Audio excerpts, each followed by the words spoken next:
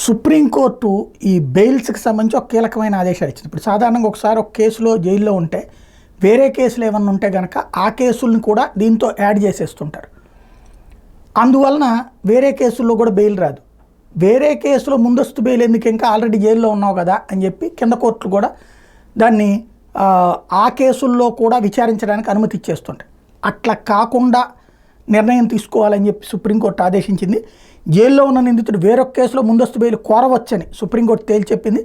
వేరొక కేసులో అతను అరెస్ట్ కానంత వరకు దాంట్లో ముందస్తు బెయిల్ కోరడానికి అర్హుడేనని వివరించింది. ఒక కేసులో నిందితుడు కస్టడీలో ఉన్నాడనేది రెండో కేసులో అతను ముందస్తు బెయిల్ పిటిషన్ మీద సెషన్స్ కోర్టు, హైకోర్టు నిర్ణయం తీసుకోవడానికి అడ్డంకి కాదని స్పష్టం చేసింది.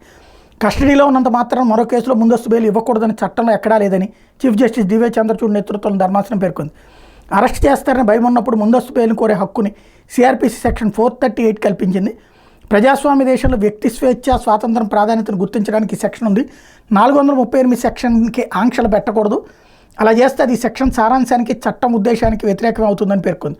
వివిధ హైకోర్టుల అంశంలో భిన్న వైఖరులు తీసుకోవడంతో సర్వోన్నత న్యాయస్థానం సోమవారం స్పష్టతనిచ్చింది. జైల్లో ఉన్న నిందితుడు మరో కేసులో ముందస్తు బెయిల్ కోరలేడని రాజస్థాన్, ఢిల్లీ, అలహాబాద్ హైకోర్టులు తీర్పులు ఇచ్చినాయి.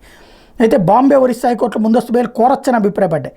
నిందితుడికి ముందస్తు బెయిల్ కోరే చట్టబద్ధమైన హక్కు నిరాకరించడం తగదు. మొదటి కేసులో కస్టడీ నుంచి విడుదలయ్యేదాకా మరో కేసులో ముందస్తు బెయిల్ కోరలేరనడంలో అర్థం లేదని సుప్రీంకోర్టు తేల్చి చెప్పింది.